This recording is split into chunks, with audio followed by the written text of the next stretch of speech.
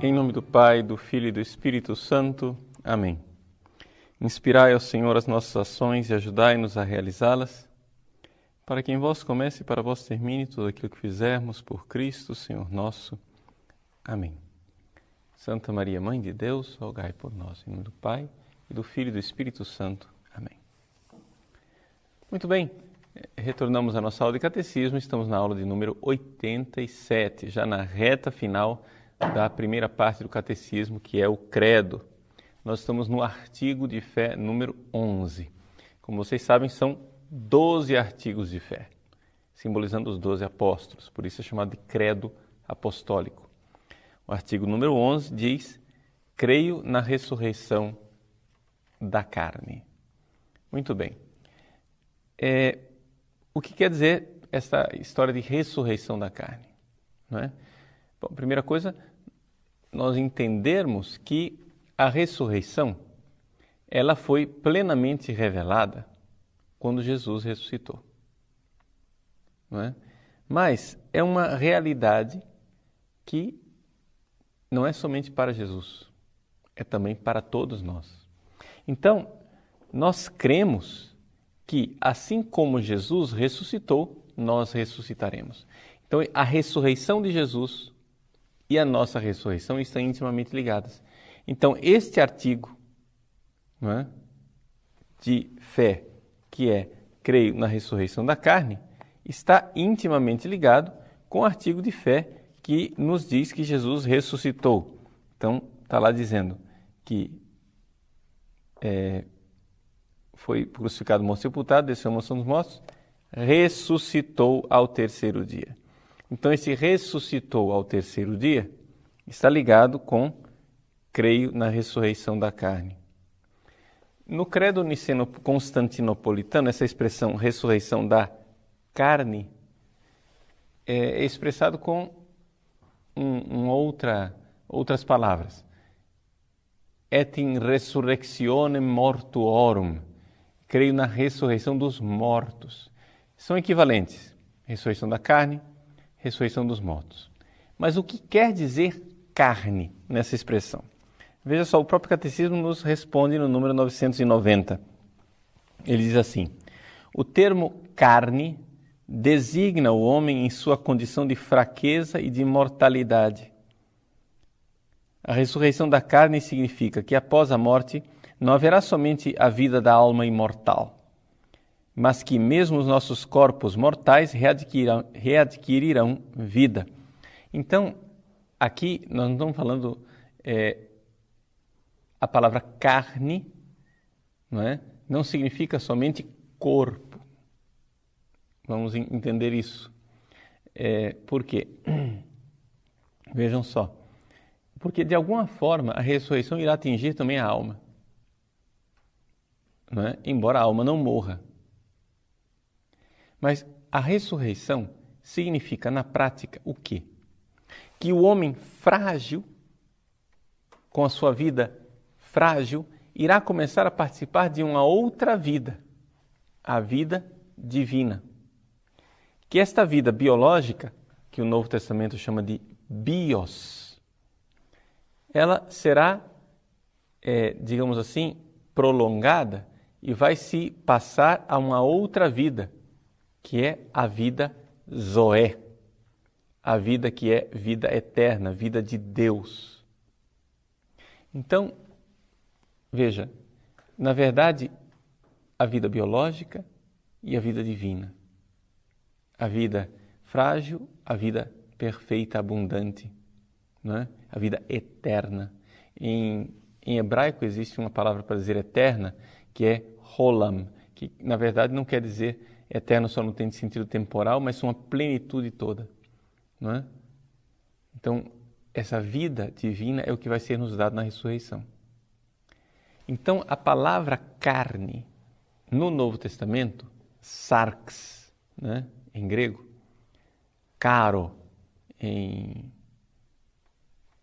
em latim, significa o homem na sua fragilidade, no seu aspecto de fragilidade. Quando a gente diz, por exemplo, e o verbo se fez carne e habitou entre nós, ou seja, a palavra de Deus eterna que vivia e vive na perfeição divina, veio viver a nossa fragilidade, veio viver essa vida humana. Ele se fez homem de forma frágil.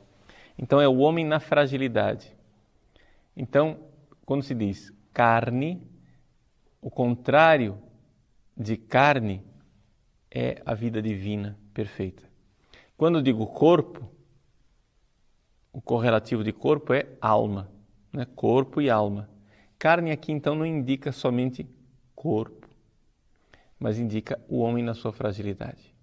Bom, uma vez entendido isso, nós então vemos que crer na ressurreição da carne é uma realidade que muitos cristãos mal catequizados não creem.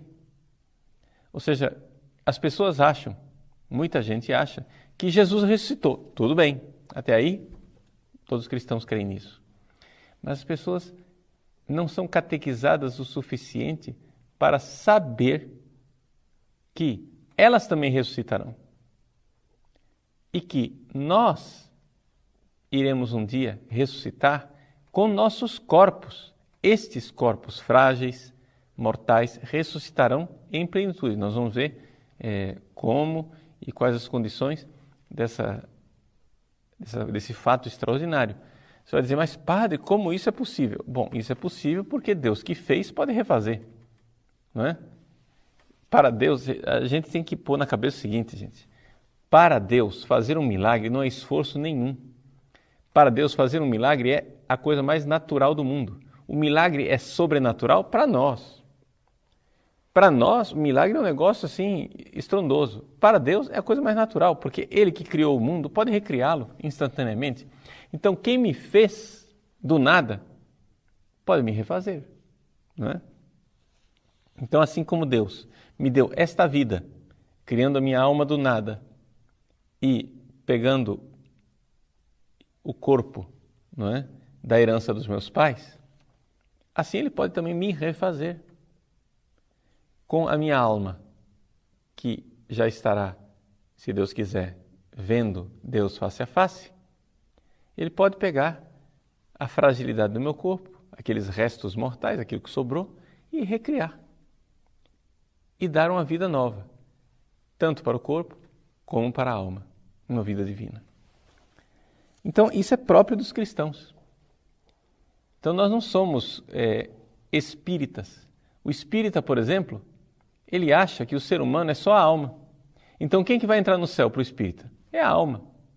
Para espírita, corpo não entra no céu. Por isso, para eles, corpo é uma coisa descartável.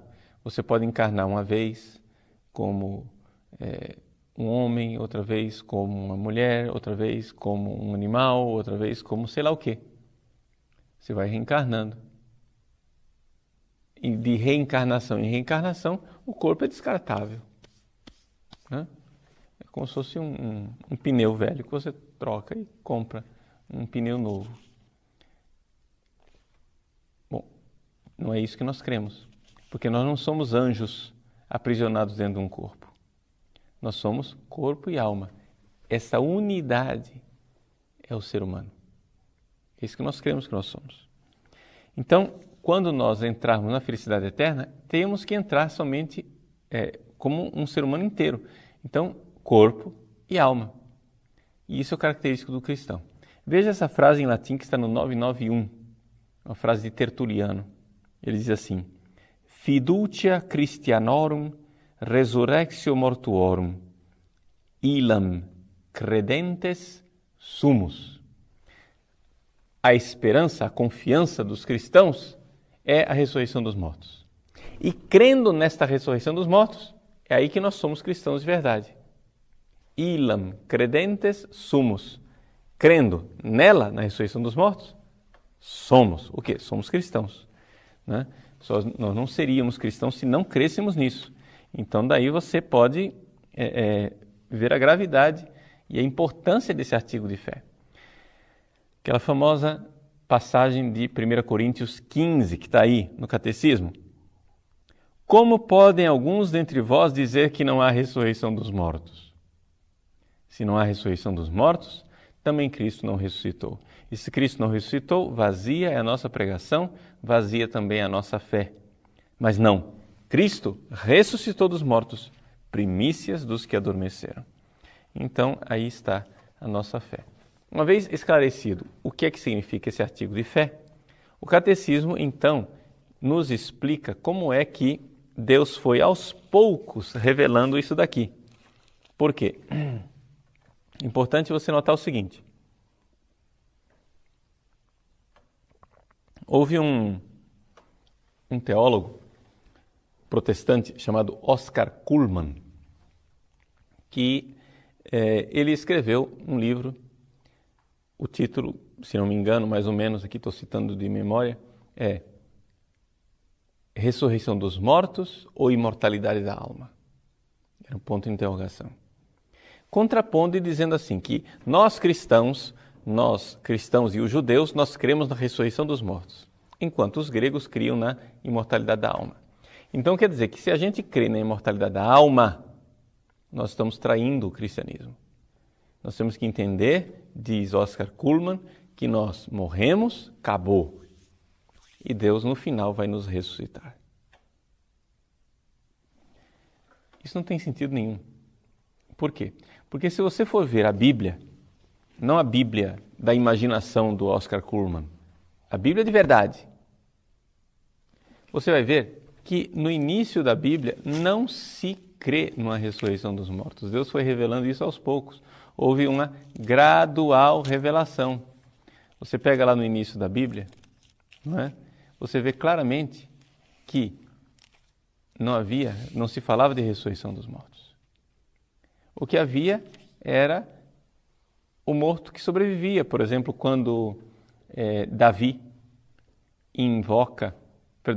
quando Saul invoca o espírito de Samuel, então aparece Samuel. Então ali se vê claramente que é uma alma. Quando se fala de, por exemplo, a morte de José, quando Jacó recebe a notícia, no final, no livro do Gênesis, né? Quando Jacó recebe a notícia da morte de José, ele diz com toda clareza que o filho dele teve o corpo estraçalhado. E eu descerei, ou seja, eu vou morrer, disse Jacó, e vou me encontrar lá com ele. Então, quer dizer, claramente é o quê? Uma alma. Se o corpo foi estraçalhado pelas feras e Jacó vai poder, depois da morte, se encontrar com o filho, vai se encontrar de que jeito? Não é? Então, olha só como ele diz aqui, Gênesis capítulo 37, versículo 35. Todos os filhos e filhas vinham consolá-lo, mas ele, Jacó, recusava qualquer consolo, dizendo: em prantos descerei até meu filho no reino dos mortos. Assim chorava o seu pai. Ora, claramente aqui, Jacó está chorando o quê? A morte do filho estraçalhado. Ou seja, o corpo sumiu, foi devorado pelas feras. Só chegou a túnicazinha dele rasgada e ensanguentada. Então ele vai se encontrar com o quê? Com a alma de José. Isso é claríssimo no Antigo Testamento. É somente no final do Antigo Testamento que, aos poucos, as pessoas começam a crer na ressurreição dos mortos. É o que nos mostra o Catecismo no número 992, quando fala da época dos Macabeus. De tal forma que, na época de Jesus, não é, ainda havia uma controvérsia. Os saduceus, que eram mais tradicionais e só acreditavam nos primeiros 5 livros, não acreditavam em ressurreição dos mortos. Por quê? Porque o Pentateuco, ou seja, a Torá, os primeiros 5 livros da Bíblia, não contém absolutamente nenhum traço de ressurreição dos mortos. Não se fala. Só se fala de sobrevivência da alma, como eu acabei de mostrar para vocês no livro do Gênesis. Então, os saduceus, que só criam nisso e não acreditavam nem nos escritos e nem nos profetas, só acreditavam na Torá, eles não acreditavam em ressurreição dos mortos. Mas os fariseus que acreditavam nos livros posteriores, nos livros que vieram depois, eles criam na ressurreição dos mortos. Sinal esse evidente que o senhor Oscar Cullmann está redondamente enganado. Não era típico, não é, do judaísmo a ressurreição dos mortos. Era algo que ainda estava se estabelecendo. O que era típico e arraigado na convicção judaica era exatamente a sobrevivência da alma. Então, Jesus se alinha com os fariseus, né? O número 993 diz que os fariseus e muitos outros contemporâneos de Jesus esperavam a ressurreição. O que acontece é que Jesus introduz uma novidade. E a novidade trazida por Jesus é o seguinte, que se esperava que a ressurreição viesse no fim dos tempos. E Jesus ressuscita ao terceiro dia. Ora, isso daí é uma coisa que era incrível para os fariseus. Como é possível que ele tenha ressuscitado e o mundo continua aqui? Porque a ressurreição só aconteceria no fim dos tempos. Não é possível uma pessoa ressuscitar e o mundo continuar igual. Não é? Mas foi o que aconteceu. Jesus ressuscitou como primícia, não é, de São Paulo. Então, como é que os mortos ressuscitam? Estou aqui um pouco colocando as coisas um pouco resumidas, porque você não pode se perder nos detalhes. 997. O que é ressuscitar? Bom, a gente entende o que é ressuscitar se a gente entende o que é morrer. Na morte, que é a separação da alma e do corpo, o corpo do homem cai na corrupção, ao passo que sua alma vai ao encontro de Deus, ficando à espera de ser novamente unida ao seu corpo glorificado. Então, morreu, o corpo se degrada, a alma vai para junto de Deus. No fim dos tempos, Deus então vai reunir alma e corpo, claro que reconstituindo esse corpo. Deus, em sua onipotência, restituirá definitivamente a vida incorruptível a nossos corpos, unindo as nossas almas pela plenitude da ressurreição de Jesus. Então, a alma, ela já está vendo Deus, de alguma forma, ela já recebeu a vida divina e fica esperando o corpo receber a vida divina. Quem ressuscitará? Essa pergunta que o catecismo faz. Resposta: todos os homens que morreram, bons e maus. Todos vão ressuscitar, os bons e os maus. Os bons para a felicidade eterna, os maus para a condenação eterna. Tá? E de que maneira? Bom, a maneira como nós vamos ressuscitar, nós não sabemos com exatidão. Porém, veja o que o catecismo diz. Que a ressurreição de Jesus, ela é o paradigma, ela é o exemplo, ela é o modelo da nossa ressurreição. Jesus ressuscitou com o corpo que ele tinha. O túmulo ficou vazio. Quando ele se apresenta para os discípulos, ele diz, ó, aqui está Chagas, ó. É esse corpo que foi crucificado. O corpo do ressuscitado é o corpo do crucificado. É o mesmo, não são dois corpos diferentes. Então ele mostra as chagas. Então, de alguma forma, haverá uma continuidade entre este corpo que nós temos e o corpo que nós teremos. Como Deus vai fazer isso? Isso daí já é um mistério, não é? Mas Deus pode tudo. Então, vamos supor, os santos, que a gente pega relíquias e as relíquias estão espalhadas pelo mundo inteiro, não é? Por que essas relíquias dos santos têm, por exemplo, a possibilidade de curar pessoas, acontecem milagres? Por quê? Porque aqueles corpos pertenciam a pessoas que serviam a Deus, não é? E são instrumentos, assim como São Paulo enxugava o suor numa toalha, depois as pessoas pegavam a toalha e levavam lá e a pessoa ficava curada. Está escrito nos Atos dos Apóstolos. Não é? Relíquia existe. Como que isso acontece? Não sei, mas está escrito nos Atos dos Apóstolos. Então, Deus irá recuperar essas relíquias e reuni-las num corpo. E aquilo que já desapareceu, agora faz parte, assim, os teólogos escolásticos faziam problemas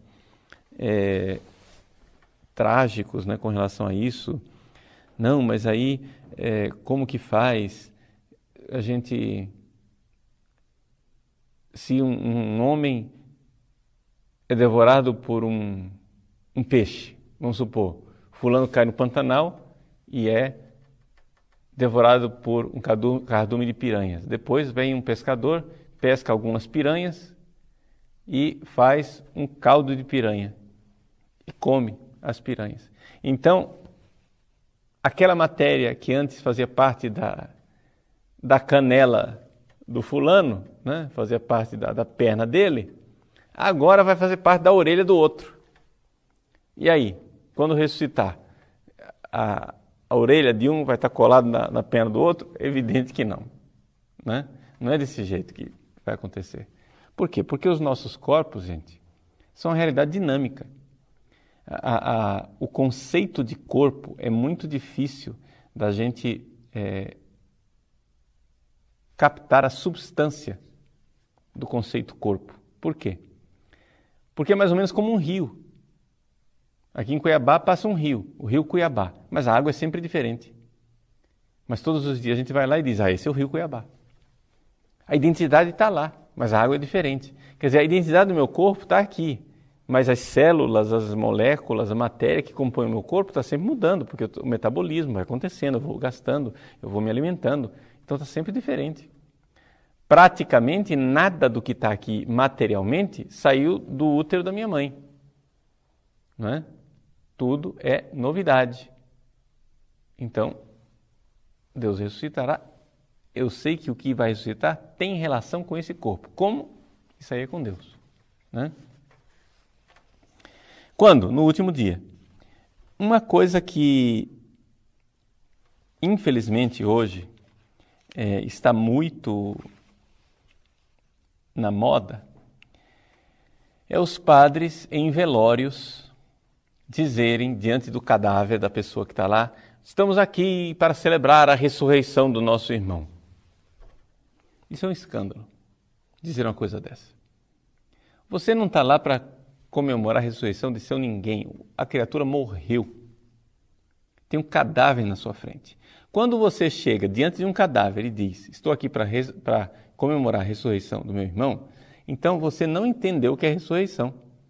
Se você acha que a ressurreição é um negócio metafórico, simbólico, um faz de conta, um negócio da carochinha, ou então que a ressurreição, o corpo vai morrendo aqui e vai ressuscitando do outro lado, como se fosse uma coisa científica, porque a parapsicologia disse, ou sei lá o que, etc e tal. Isso não é a fé cristã. Me desculpem, mas sobre ressurreição não adianta vocês consultarem a ciência. Para entender o que é a ressurreição, vocês tratem de consultar Jesus e o que aconteceu com a ressurreição dele. Não é? Então isso é muito importante. Por isso que o Catecismo, no número 1002, diz: nós somos ressuscitados com Cristo.